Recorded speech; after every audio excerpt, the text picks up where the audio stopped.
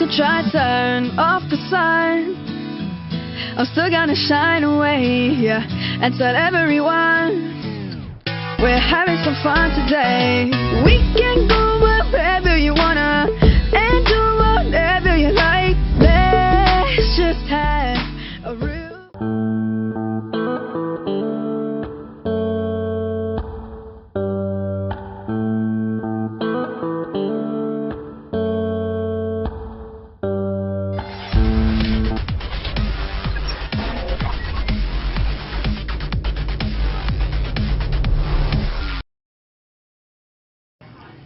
Assalamualaikum warahmatullahi wabarakatuh. Di video kali ini saya akan membahas materi koloid. Yang pertama, perbedaan koloid, larutan, dan suspensi. Koloid sendiri didefinisikan sebagai suatu campuran heterogen antara dua zat atau lebih, di mana partikel-partikel zat yang berukuran koloid tersebar merata dalam zat lain. Adapun perbedaan antara larutan, koloid, dan suspensi dapat Anda simak pada tabel berikut ini. Perbedaan yang pertama bisa dilihat dari ukuran partikelnya. Larutan, ukuran partikelnya kurang dari 10 pangkat min 7 cm. Koloid, ukuran partikelnya antara 10 pangkat min 7 sampai 10 pangkat min 5 cm. Dan suspensi, ukuran partikelnya lebih dari 10 pangkat min 5 cm. Perbedaan yang kedua dapat dilihat dari kestabilan larutan, koloid, dan suspensi. Larutan, kestabilannya stabil atau tidak terpisah. Koloid suka terpisah atau relatif stabil. Suspensi mudah mengendap atau terpisah. Perbedaan yang ketiga dapat dilihat dari penampakan fisis. Penampakan fisis pada larutan, partikelnya tidak tampak pada ultramikroskop. Koloid, partikelnya tampak pada ultramikroskop, dan suspensi, partikelnya tampak oleh mata dan dapat dilihat dengan mikroskop. Perbedaan yang keempat dapat dilihat pada penyaringan. Larutan dapat melewati saringan dan dapat melewati membran semipermeabel. Koloid dapat melewati saringan dan tidak dapat melewati membran saringan semipermeabel. Suspensi dapat disaring oleh saringan dan tidak dapat melewati semipermeabel. Selanjutnya, kita akan masuk pada macam-macam koloid berdasarkan fase terdispersi dan medium pendispersi. Di antaranya yaitu koloid emulsi. Koloid emulsi merupakan sistem koloid dengan fase terdispersi berupa zat cair. Koloid emulsi dapat dibedakan menjadi tiga, yaitu emulsi padat, emulsi cair, dan emulsi gas. Emulsi padat adalah sistem koloid dengan fase terdispersi cair dalam medium pendispersi padat. Contohnya, keju, mentega, agar-agar, selai, dan jelly. Yang kedua yaitu emulsi cair. Emulsi cair adalah sistem koloid dengan fase terdispersi cair dalam medium pendispersinya cair. Contohnya, santan, susu, mayonaise, dan es krim. Yang ketiga adalah emulsi gas. Emulsi gas adalah sistem koloid dengan fase terdispersi cair dalam medium pendispersi gas. Contohnya, awan, kabut, dan obat semprot atau spray.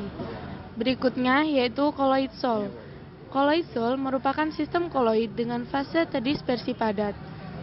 Koloid sol dapat dibedakan menjadi tiga, yaitu sol padat, sol cair, dan sol gas atau biasa disebut dengan aerosol padat.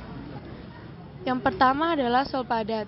Sol padat adalah sistem koloid dengan fase terdispersi padat dalam medium pendispersinya padat. Contohnya, paduan logam, gelas berwarna, dan intan.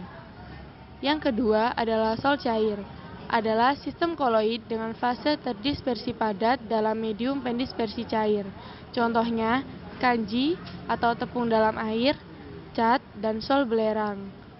Yang ketiga yaitu sol gas atau aerosol padat adalah sistem koloid dengan fase terdispersi padat dalam medium pendispersi gas. Contohnya asap dan debu. Yang terakhir yaitu koloid busa atau buih. Koloid busa merupakan sistem koloid dengan fase terdispersi berupa gas. Koloid busa dapat dibedakan menjadi dua, yaitu busa padat dan busa cair. Busa padat adalah sistem koloid dengan fase terdispersi gas dalam medium pendispersi padat. Contohnya, batu apung dan styrofoam. Busa cair adalah sistem koloid dengan fase terdispersi gas dalam medium pendispersi cair. Contohnya, krim kocok, busa sabun, dan putih telur yang sudah dikocok. Sifat-sifat koloid. Sistem koloid memiliki sifat khas yang membedakannya dari sistem dispersi lainnya. Beberapa sifat khas koloid sebagai berikut. Yang pertama adalah efek tindal. Efek tindal adalah peristiwa penghamburan cahaya oleh partikel koloid. Contohnya, sorot lampu mobil dan terjadinya warna biru langit pada siang hari. Sifat koloid yang kedua yaitu gerak Brown. Gerak Brown adalah gerakan acak dari partikel koloid dalam medium pendispersinya. Gerak Brown terjadi sebagai akibat tumbukan yang tidak seimbang dari molekul medium terhadap partikel koloid. Semakin tinggi suhu koloid, semakin cepat pula gerak Brown yang terjadi. Sifat koloid yang ketiga adalah elektroforesis. Elektroforesis adalah pergerakan partikel koloid di bawah pengaruh medan listrik. Contohnya, penggunaan kotrel di industri untuk menyaring debu. Sifat koloid berikutnya adalah adsorpsi. Adsorpsi adalah proses penyerapan partikel bermuatan ke permukaan partikel koloid. Contohnya, penjernihan air dengan tawas dan penyembuhan sakit diare dengan norit. Sifat yang kelima adalah koagulasi atau penggumpalan. Koagulasi adalah peristiwa pengendapan partikel koloid akibat pelucutan muatan. Bisa timbul jika ditambahkan zat elektrolit. Contohnya, pembentukan delta di sungai dan pengolahan karet dari lateks. Sifat koloid berikutnya yaitu koloid pelindung. Koloid pelindung adalah koloid yang dapat melindungi koloid lain agar tidak mengalami koagulasi. Contohnya, penambahan kasein pada susu. Sifat koloid yang terakhir adalah dialisis. Dialisis yaitu proses penyaringan ion-ion pengotor menggunakan selaput semi-permeabel. Contohnya, proses cuci darah. Pada kali ini, materi terakhir yaitu pembuatan koloid. Pembuatan koloid yang pertama dengan cara kondensasi. Cara kondensasi dibedakan menjadi 4, yaitu reaksi hidrolisis.